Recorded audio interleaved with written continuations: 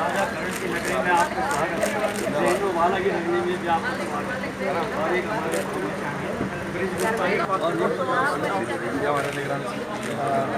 क्या हाल है सरकार?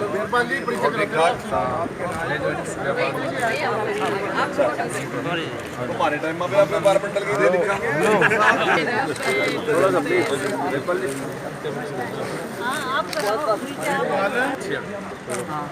मैडम आ जाइए इस साइड आ जाइए इस साइड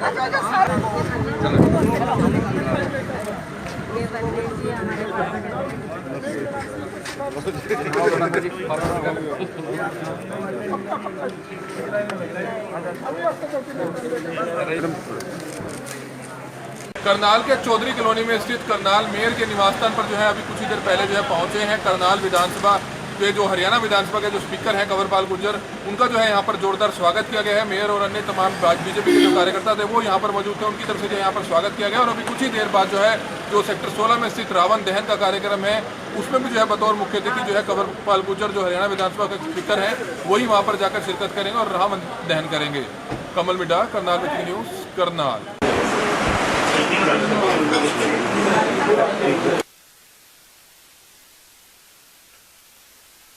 पाकिस्तान और आतंकवाद का पुतला फूंका जा रहा है। देखिए वो भी सही है कि अच्छा मैसेज जाना चाहिए, उसमें भी कोई बुराई नहीं है, लेकिन इसका भी अपना एक महत्व है। और ये भी एक ऐसा ही है जिस प्रकार से आज आतंकवाद एक समस्या है, उस समय ये भी एक ऐसी समस्या थी, तो उस समस्या का भगवान राम ने अंत किया था। तो आज भी उस प्रकार की समस्याएं देश के सामने हैं। आज नरेंद्र मोदी जी अपनी जो सरकार है वो उसी प्रकार से उस आतंकवाद के साथ सामना कर रही है और उसका सामना करके उसको समाप्त कर रही है। केंद्र सरकार और भारतीय सेना ने सराहनीय कार्य किया सर्जिकल स्ट्राइक करके पाकिस्तान में जाकर, लेकिन जो देश के रहने वाले नेता हैं वो इस तरह से उनसे जो जवाब तलब कर रहे हैं, सबूत मांग रहे हैं, केजरीवाल जी और दूसरे, ऐसे नेताओं के बारे में क्या कहना है? देखिए पूरे देश में खुशी की लहर है, पूरा देश गर्व महसूस कर रहा है सारे उसमें, लेकिन कुछ लोग हैं परेशान हैं। वो उनको केवल और केवल अपना वोट दिखाई देता है। वो सोचते हैं कि अगर कहीं सरकार की तारीफ होगी तो कहीं ऐसा ना हो गया हमारा अस्तित्व समाप्त हो जाए, तो उनको केवल हर चीज में अपना वोट दिखाई देता है। भारतीय जनता पार्टी ने या जनसंघ ने कभी इस प्रकार का विचार नहीं किया। आपको याद होगा जब श्रीमती इंदिरा गांधी ने परमाणु विस्फोट किया तो भारतीय जनसंघ ने अपनी कार्यकारिणी में प्रस्ताव पास करके और श्रीमती इंदिरा गांधी का धन्यवाद किया था। 1971 की लड़ाई में आप सबको पता है कि अटल बिहारी वाजपेयी ने कहा था कि इंदिरा गांधी जो है वो केवल कांग्रेस की नेता नहीं, हिंदुस्तान की नेता इंदिरा गांधी, मेरी नेता भी इंदिरा गांधी है, हम इंदिरा गांधी के साथ हैं। लेकिन जैसे ही भारतीय जनता पार्टी के टाइम में अटल बिहारी वाजपेयी जी की सरकार ने परमाणु विस्फोट किया तो तब उस टाइम भी सबूत और दूसरी बातें, इस टाइप की बातें श्रीमती सोनिया गांधी ने कही थी कि सरकार को कोई जानकारी नहीं है, अनाड़ी सरकार है और इसने गलत किया है परमाणु विस्फोट करके। और कारगिल के युद्ध में भी उन्होंने कहा कि हमें सबूत चाहिए कि घटना क्यों घटी है। तो इस प्रकार के लोग हैं, आज केजरीवाल जैसे लोग हैं या कांग्रेस में संजय निरुपम जैसे लोग हैं जो भारत की खुशी में उनको वो खुशी अनुभव नहीं करते, लेकिन जो देश है वो लोग खुश हैं, उनको अच्छा लग रहा है। राहुल गांधी की तिरंगा यात्रा में कांग्रेस आपस में लड़ते हुए नजर आए, तो अब एक दूसरे के पुतले फूंक रहे हैं, तो क्या लगता है ऐसे नेता प्रदेश का विकास कर पाएंगे? तो देखिए कांग्रेस में ये कांग्रेस का एक कल्चर है शुरू से ही, और अभी हुड्डा साहब ने कहा भी है कि कांग्रेस इससे ही मजबूत होती है, तो वो उसकी मजबूती चेक कर रहे हैं कितनी है कितनी नहीं है। और जो आज तक हमारे ऊपर रोप लगाते रहे हैं कि हम हरिजनों के खिलाफ हैं, किसी खिलाफ हैं, अब सारे देश को पता चल गया कि कौन किसके खिलाफ है।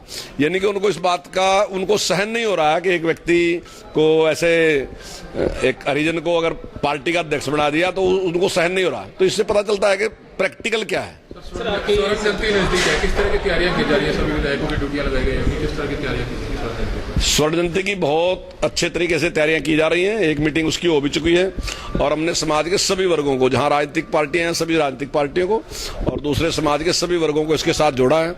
और हम चाहते हैं कि एक ऐसा उत्साह, केवल स्वर्ण जयंती हमारा ये उद्देश्य नहीं है कि हमने इस साल में एक स्वर्ण जयंती मना के अपनी सारे कार्य की अतिश्री करनी। हम एक उत्साह पैदा करना चाहते हैं, सरकार एक उत्साह पैदा करना चाहती है सभी वर्गों को साथ लेके।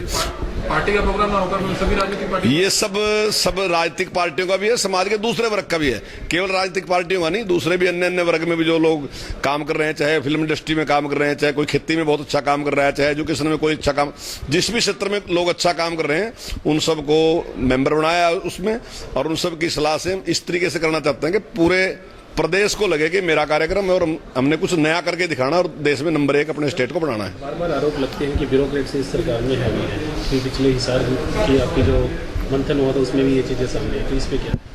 नहीं, देखिए कई बार तो मीडिया बाहर से अपने आप ही खबर बना लेता है। मैं उस मीटिंग में मैं भी गया था, हालांकि मैं मीटिंग में जाता नहीं हूं कभी, लेकिन कभी कभी मीटिंग में, क्योंकि मेरा भी दिल करता है इतने लंबे टाइम तक पार्टी में काम किया गया, उन सब दोस्तों से मिलने, लेकिन इस टाइप की कोई भी बात वहां नहीं हुई, ना ही कोई ब्यूरोक्रेसी की बात हुई। सबने अपने सुझाव दिए किस प्रकार से हम और अच्छे काम कर सकते हैं, उसमें सुझाव थे। इस प्रकार की कोई बात वहां नहीं आई। लेकिन समाज में एक बात चली, जो बात फ्लोट कर दी कि ब्यूरोक्रेसी का सारे उस पर कब्जा, लेकिन ऐसा कुछ नहीं है। सरकार बहुत अच्छे तरीके से काम कर रही है और आप स्वयं भी महसूस कर रहे हैं, सब महसूस कर रहे हैं और आम आदमी महसूस कर रहा है। वास्तविकता ये नहीं है कि बीजेपी का वर्कर महसूस अगर करे तो मैं नहीं मानता उसको कि वो कोई तरक्की है। तरक्की जब है जब आम आदमी रास्ता चलता है, आदमी महसूस करे कि वाकई तरक्की हो रही है। कितना कंट्रोल मानते हैं? देखिए, करप्शन बहुत बड़ी बीमारी है, लेकिन जहां ऊपर के लेवल की करप्शन है वो लगभग मैं समझता हूं कि समाप्त हो चुकी है, 80% समाप्त हो चुकी है। लेकिन निचले लेवल पे जो करप्शन है उसमें भी टाइम लगेगा। कम हुई है, धीरे धीरे समाप्त भी होगी।